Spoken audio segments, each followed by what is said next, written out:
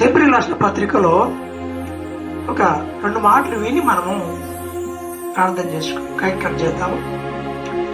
హెబ్రీయులకు రాసిన పత్రిక 1వ అధ్యాయంలో ఏముందో మనం చూద్దాం. ఒక అద్భుతమైన మాటలు దేవుడు మనకు రాయించాడు. 1వ అధ్యాయం 1వ వచనము, పూర్వకాలమందు నానా సమయములలోను నానా విధములుగా ప్రవక్తల ద్వారా మన పితరులతో మాట్లాడిన దేవుడు ఆ దినముల ఈ దినముల అంతమందు కుమారుడు ద్వారా మనతో మాట్లాడారు. ఆ దిన పూర్వకాలమున ప్రవక్తల ద్వారా మన పితరులతో మాట్లాడిన దేవుడు. తర్వాత కిందేమన్నాడు, కుమారుడు ద్వారా మనతో ఈ మాట్లాడేది ఒకసారి జ్ఞాపకం చేసుకుందాము. మనము మన జీవితంలో కొంతమంది మనం మాట్లాడం. ఎందుకో చెప్పి ఆలోచిద్దాం. కొంతమందితో మనం మాట్లాడం కదా, ఇష్టపడం. అంటే ఏదో గాయమైంది వాళ్ళ ద్వారా మనకు, అందుకు మనం మాట్లాడము. ఒక్కొక్కరికి కొంతమంది ఉంటారు, ఎవరికైనా ఏమమ్మా మీరు మాట్లాడవమ్మా, వాళ్ళు మాకు చాలా ద్రోహం చేస్తున్నారు, వాళ్ళతో మేము మాట్లాడము అంటాం. లేదా మాకు ఇట్లా అన్యాయం చేస్తారు, మనం మాట్లాడమని కొన్ని అనేకమైన కారణాలు చెప్తాం. మాట్లాడము. ఇక్కడ దేవుడు ఏం చెబుతున్నాడు, మన పితరులతో మాట్లాడినాడు. మన పితరులు ఎవరు? ఫస్ట్ పితరుడు ఎవరు? ఆదాము. మొదటి మనిషి ఆదాము. ఆదాముతో దేవుడు ఏం చేశాడు? ఎప్పుడు మాట్లాడినాడు తెలుసునా? ఆదామును ఏదైనా తోటలో ఆ సేద్యపరచడానికి ఆదామును పెడితే ఆదాము నిద్రపోయి ఆదాము కాయుటకు, దాన్ని సేద్యపరచుటకు కాయుటకు దేవుడు ఏర్పాటు చేసుకున్నాడు. అయితే ఆదాము అవ్వ ద్వారా మోసగించబడి ఆదాము తప్పు చేసినాడు, దేవుని ఆజ్ఞ మీరినాడు. అయితే ఆజ్ఞ మీరినటువంటి వాడు ఏం చేయాలి? ఆదాము దేవుని దగ్గరికి వెళ్ళాలి. లేదా అయ్యా నేను తప్పు చేసినాను, నా భార్య మాట విని ఆదామే స్వయంగా పోవాలి. దేవుని దగ్గరికి వెళ్ళి ఎక్కడ కలుసుకుంటాడో దేవుడు అక్కడ దగ్గరికి వెళ్ళి, అయ్యా నేను ఇది తప్పు చేసినానని ఆదాము ముందుగానే పోయి మాట్లాడాలి. కానీ ఆదాము రాడని తెలిసి, ఆదాము పతనమైనాడని తెలిసి, ఆదాము చెడిపోయినాడని తెలిసి, చూడండి, ఆదాము ఆజ్ఞ మీరినాడు, ఆదాము చెడిపోయినాడు, ఆదాము పతనమైపోయినాడని తెలిసి కూడా ఆదాము దగ్గర మాట్లాడిపోయి ఆదాము ఎక్కడున్నాడో దేవుడికి తెలుసు. ఆదాము ఎక్కడ చెట్ల దాకా దాక్కున్నాడని కూడా తెలుసు. ఆదామా నేను మాట్లాడకపోతే ఇంకా దూరం అయిపోతాడు, నేను మాట్లాడకపోతే వాడు రోజుకు దూరం అయిపోతాడు. ఆదాము వల్ల నా దగ్గర రాడు, మతం చెల్లడం లేదు. ఎందుకంటే నా జీవితం అలాంటిది. దేవుడు చేయమన్న పని చేయకుండా చేతుల పని నేను చేసినాను అని జీవితంలో వాడు నా దగ్గర రాడేమని చెప్పేసి ఆదాము వెతుక్కుంటూ దేవుడు ఆదాము దగ్గర, పతనమైన మానవులతో మాట ఎవరు అనుకుంటారా? పడిపోయిన మన మాట వినకపోతే వాళ్ళు మాట్లాడతామా? వారి ముఖం నేను చూడను అంటాం. వాళ్ళు అసలు నేను మాట్లాడిన వాడు, నేను చెప్పిన పని వాడు చేయలేదు అని అంటాడు. కానీ దేవాది దేవుడు ఆదాము మీద ఎంత కనికరం చూడండి. చెడిపోయిన వాడి దగ్గర పోయి మాట అతిక్రమించినాడు, తర్వాత చెప్పిన పని చేయకుండా చేద్దర పని చేసిన అయినా కూడా దేవుడు ఆదాము దగ్గరికి పోయి ఆదామా అని మాట్లాడి, ఏమిటి పని, ఎందుకు చేసినావు ఇట్లా పని అంటే ఆదాము చెప్పినాడు, ఇలా జరిగిందయ్యా, నేను కాదయ్యా అని చెప్పాను.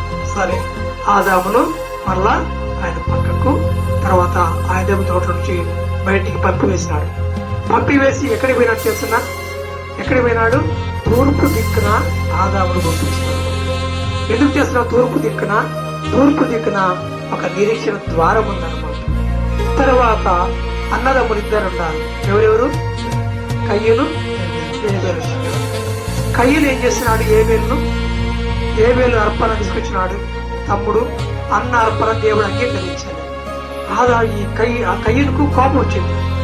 ఏబేలేమో మంచి అర్పణ తీసుకొచ్చినాడు, కయ్యూనేమో ఇష్టపడలేని అర్పణ తీసుకొచ్చినాడు. తర్వాత దేవుడు ఏం చేసినాడు? ఏబేలు తమ్ముడు యొక్క అర్పణ తీసుకున్నాడు. అన్న అర్పణ తీసుకెళ్ళింది. ఏమొచ్చింది? కోపం వచ్చింది. కోపం వచ్చి అక్కడి నుంచి వెళ్ళిపోయినాడు. ఆ కయ్యం వెళ్ళిపోయి, దేవుడు ఎంత స్వార్థపడు, నా తమ్ముని అర్పణిస్తున్నాడు, నా అర్పణ తీసుకెళ్ళని చెప్పి వెళ్ళిపోతే కయ్యను దగ్గర దేవుడు పోయినాడు, మళ్ళా పోయినాడు. కయ్యను దేశ దిమ్మరైపోతాడని తెలుసు, దేశ దిమ్మని నా దగ్గర దూరం అయిపోతాడని తెలుసు. కయ్యం దగ్గర పోయి, అయ్యా ఎందుకు కోపం నా మీద, ఎందుకు నా దగ్గర రావడం లేదు అంటే కయ్యంతో మాట్లాడుతున్నాడు. ఏమని తెలిసినా, ఎందుకు నువ్వు నేనేం చేసిన, నీకు ఏం కోపం చేసినా అంటే నీ తమ్ముని అర్పణ తీసుకొని నీ అర్పణ తీసుకున్నా, ఇప్పుడైనా బలిపీఠం కట్టి మళ్ళా మంచి అర్పణ తీసుకురా, నేను తీసుకుంటానయ్యా అన్నాడు. కయ్యంతో చూడండి, చెడిపోయిన కయ్యంతో, కోపపడిన కయ్యంతో నా మీద ఎందుకు కోపం పెట్టుకుంటావు నువ్వు? కయ్యను నా మీద, నీ తమ్ముని మీద కోపం నా మీద ఎందుకు పెట్టుకుంటావు? కానీ నువ్వు మళ్ళీ బలిపెట్ట కట్టి మళ్ళీ అర్పణ అర్పించు, నేను తీసుకోకపోతే అప్పుడు అడుగుంటే కయ్యను ఆ యొక్క అవకాశం ఉపయోగించుకోలేకపోయినా. నిజంగా ఆదాము ఎటువంటి వాడు, మా దేవుడు వచ్చి మాట్లాడి, కయ్యను ఎటువంటి వాడు, అసలు దేవుడికి ఏం అవసరము కయ్యతో మాట్లాడాలి? ఆయన కూడా దూరం అయిపోతాడేమో, ఆదాము దూరం అయిపోతాడేమో, కయ్యను దూరం అయిపోతాడేమని దేవుడు ఆదాముతో కయ్యనుతో మాట్లాడడానికి ఇష్టపడ్డాడు. హల్లెలూయా. అలాగే ఎవరు మనతో మాట్లాడాలి? ఇప్పుడు మనం ప్రార్థన చేస్తాం, ఏమని? దేవా నాతో మాట్లాడాలి. ప్రతిసారి కూడా వాక్యం చెప్పే ముందు ఏం చెప్తాం? దాదా మాట్లాడు ప్రభా, నీ సేవకు నిలబెట్టుకుని మాట్లాడు ప్రభా, నీ సేవకు నిలబెట్టి మాట్లాడు అంటే దేవుడు అడిగిన అనుకోండి, ఎందుకు మాట్లాడాలని? నీతో నువ్వు ఏమి చేసి ఇక్కడికి వచ్చినావో నీతో మాట్లాడాలా? ఎందుకు నేను మాట్లాడాలా? నువ్వు ఎలా వచ్చినావో నీకు తెలుసు, నేను ఎందుకు మాట్లాడాలి నీతో అని దేవుడు అంటే మన దగ్గర ప్రశ్న లేదన్నమా, జవాబు లేదు మన దగ్గర. అయినా కూడా దేవుడు ఏం చేశాడు? మాట్లాడడానికి ఆయన ఇష్టపడుతున్నాడు, ప్రతి ఒక్కరు ఇష్టపడుతున్నాడు. చూడండి ఆ వాక్యము యోబు గ్రంథం మనం ఎలాంటి వాళ్ళం అక్కడ చెప్తున్నాడు. దేవుడు అంత ప్రేమ కలిగిన దేవుడు. 14వ అధ్యాయంలో యోబు గ్రంథం 14:14 అక్కడ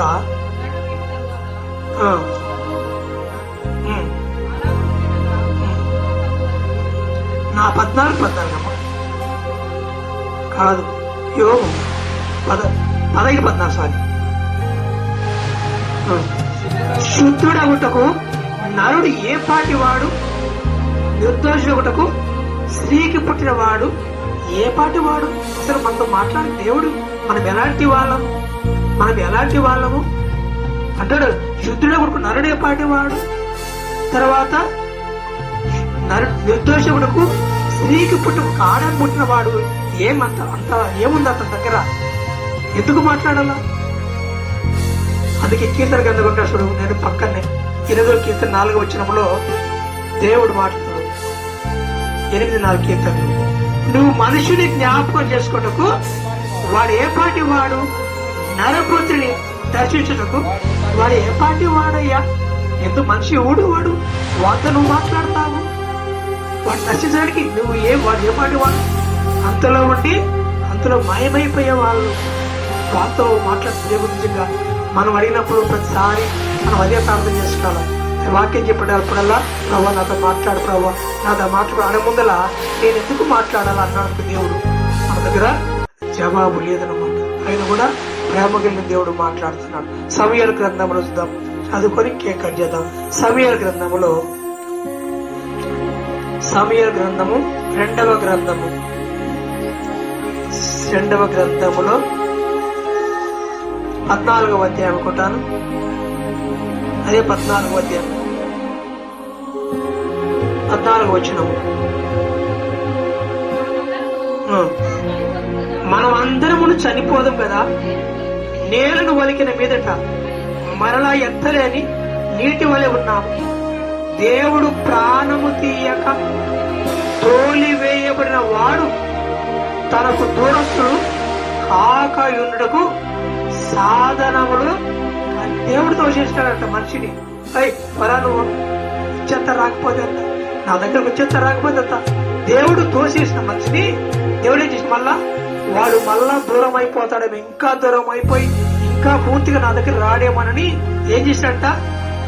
ప్రాణము తీయక తోలివేయబడినవాడు తనకు దూరస్తుడు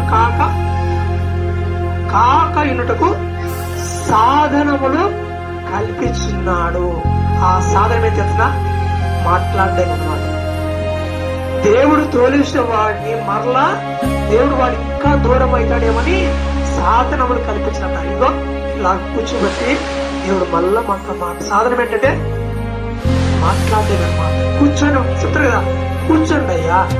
చాలా మంది చెప్తారు కదా, కొట్లాడిన వాళ్ళు, చాలా దూరం అయిపోయిన వాళ్ళు, చాలా పంచాయతీ వాళ్ళు ఏం చేశారంటే కూర్చోండి, వాళ్ళ అటు పక్క కూర్చోబెట్టండి, ఈ పక్క కూర్చోబెట్టండి, మాట్లాడండి. మాట్లాడితే పరిష్కారం అవుతాయి కదా.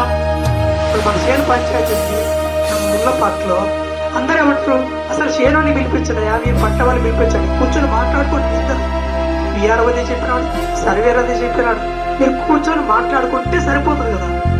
సాధనం ఏంటంటే మాట్లాడలేము.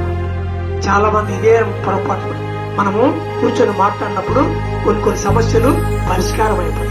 అలాగే దేవుడు ఏం చేస్తున్నా, నువ్వు కూర్చొని నేను మాట్లాడతా అని సాధనము కల్పిస్తూ దేవుడు మళ్ళా మనతో మాట్లాడము దేవుడు ప్రారంభించు. ఇతరులతో మాట్లాడిన దేవుడు ఈ దినాలలో దేవుడు తన కుమారుల ద్వారా మనతో మాట్లాడి మళ్ళా సంబంధాన్ని కలుపుకోవడానికి దేవుడు ఏర్పాటు చేస్తాడు. కాబట్టి అంత ప్రేమ గల దేవుడు ఎక్కడ దూరం అయిపోతామేమో కొంచెం. అందుకే సాతాను పేతురుపత్రిక అంటారు కదా, ఇదిగా నీ విరోధి అయినా సాతాను గర్జించే సింహం వల్లే ఎవరిని మింగుదరా తిరుగుతున్నాడు. అందుకే మీరు కూర్చొని మాట్లాడండి, నా మాట వినండి, నా మాట వింటే మీరు బ్రతుకుతారు. ఏమైనా వాద్యం ఉంటే మీరు మాకు కూర్చోండి. అదే యోగ కింద ఉంటాడు, మీరు నాకు వాద్యం ఉంటే వాద్యం ఆడతాం, వాద్యం ఆడి నా దగ్గర ఏమైనా పాడుతుందా అంటారు.